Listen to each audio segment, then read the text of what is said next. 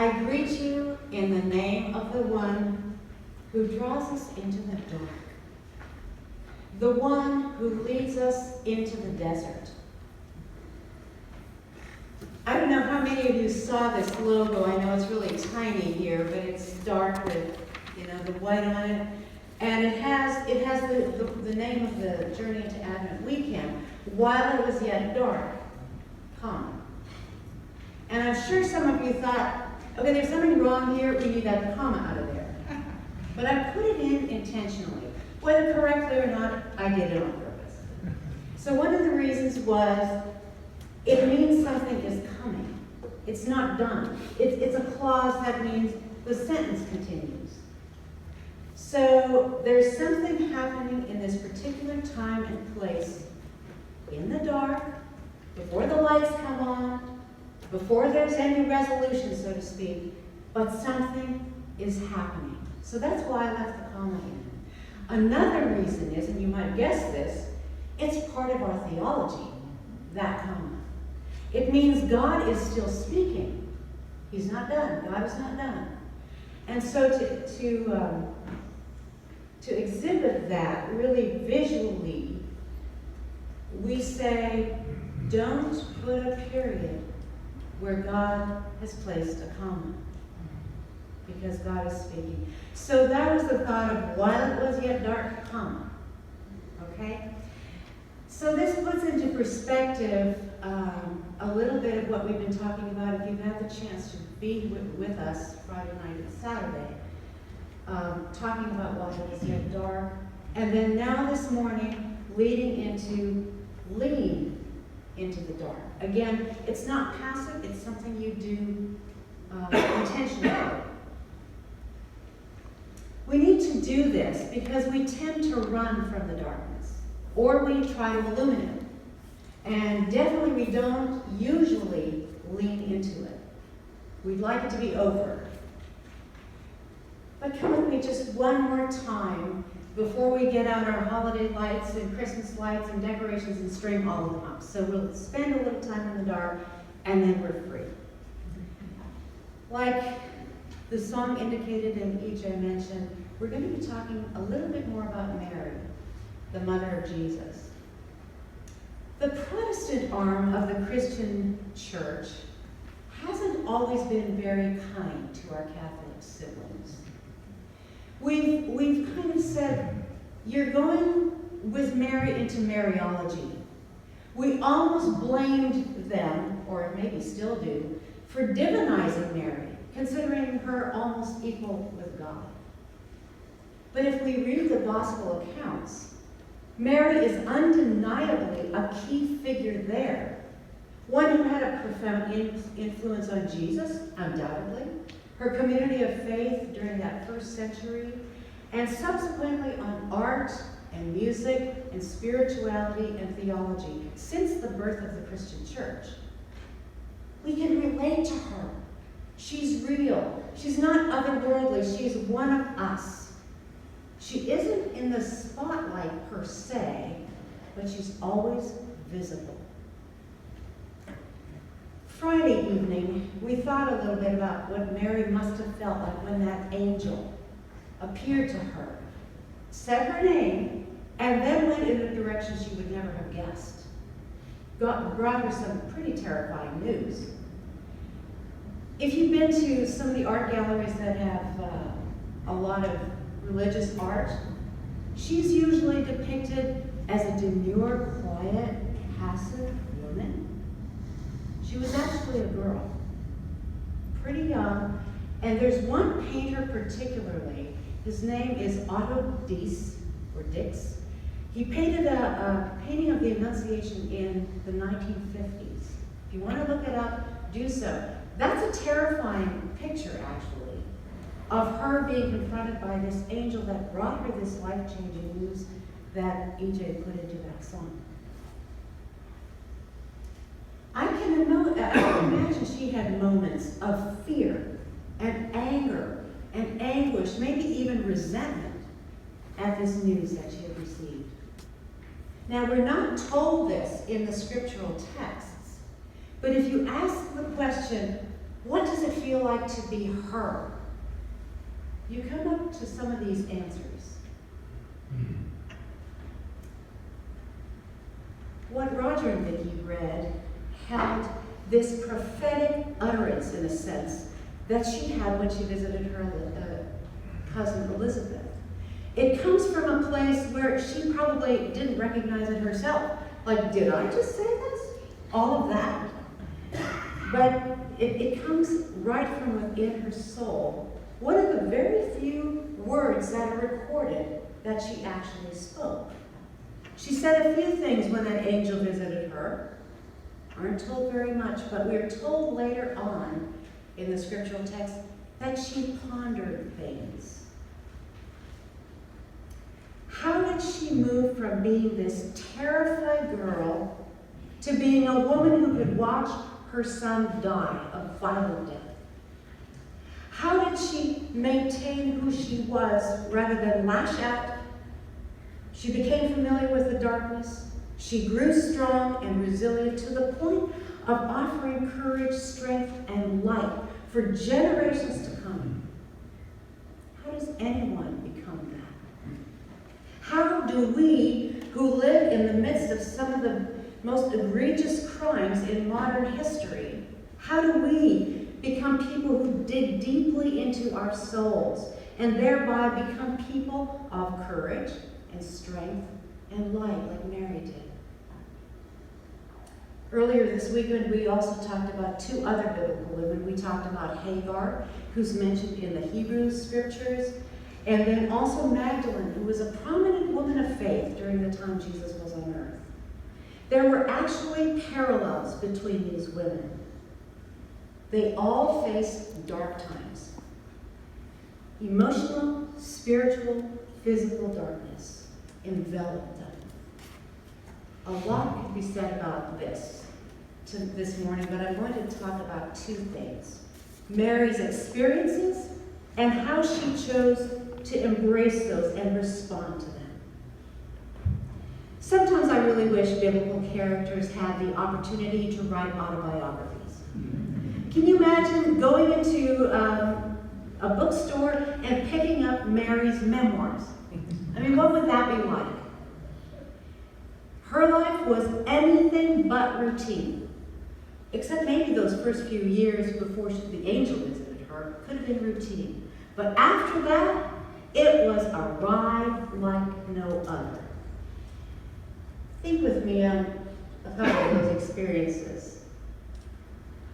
The birth of Mary's firstborn happened in a barn of a stranger after she had spent days on a mule.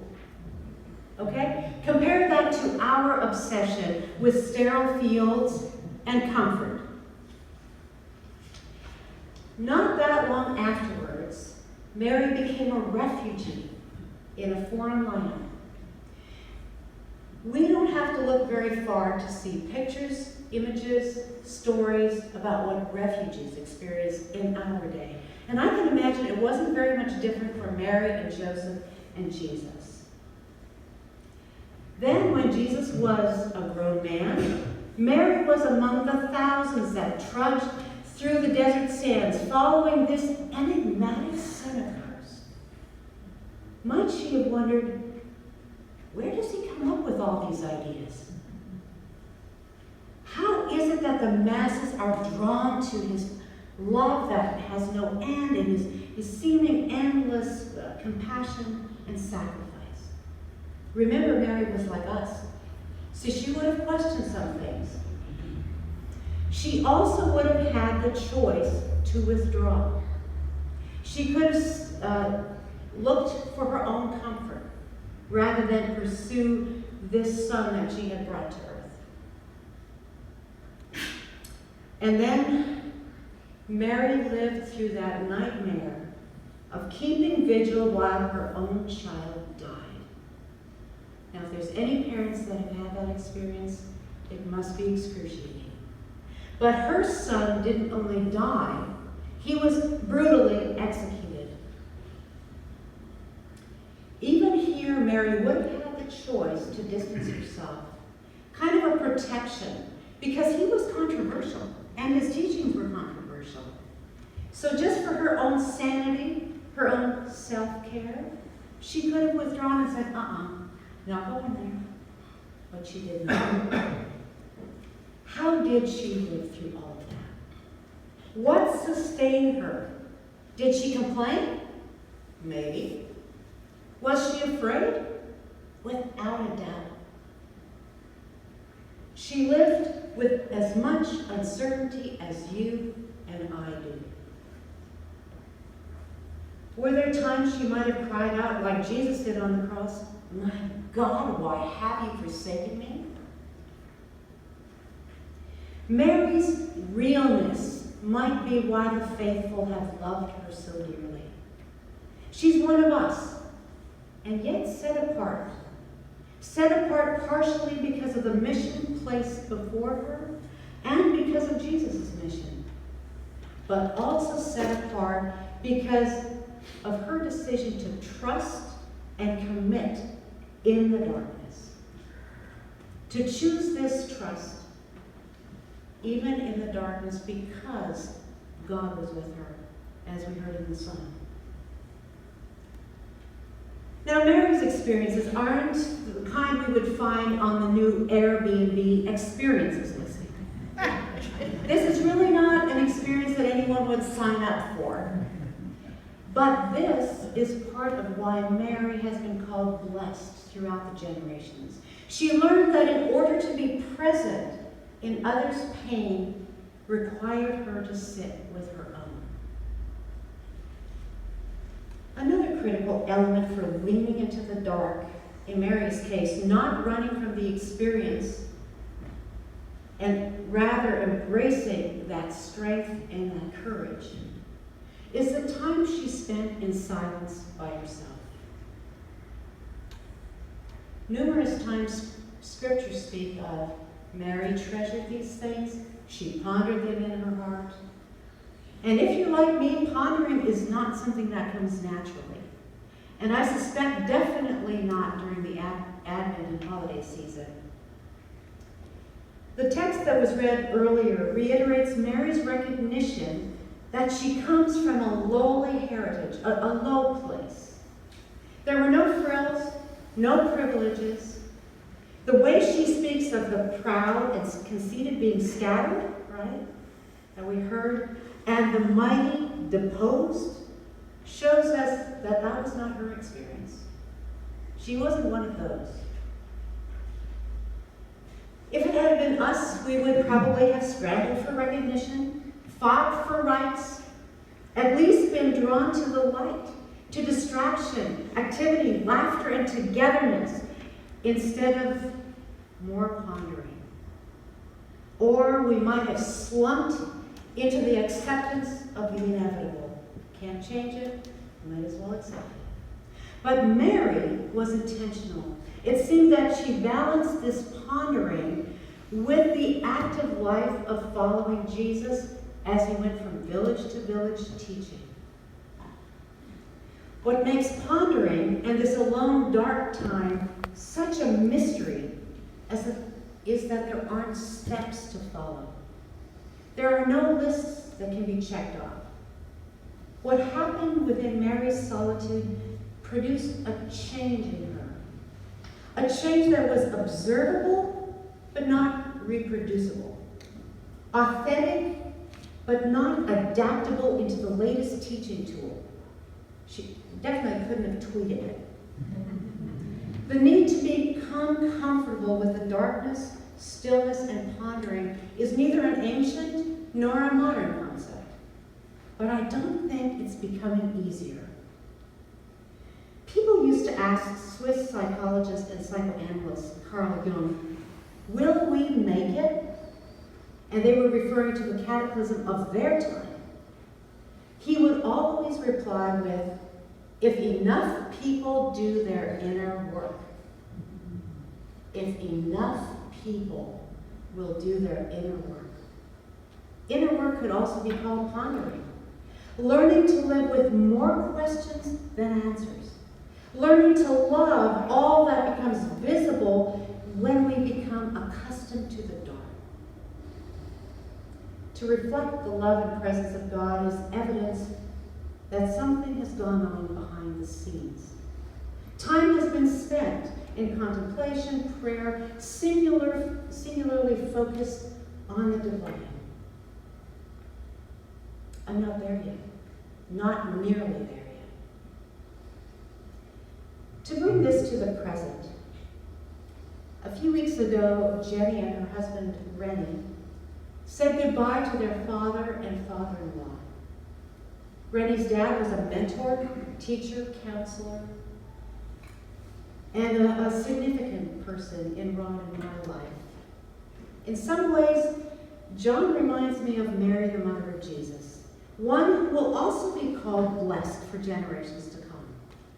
I've asked both of them if I could share the following words with you. It's something that Rennie wrote leading up to his dad's memorial service.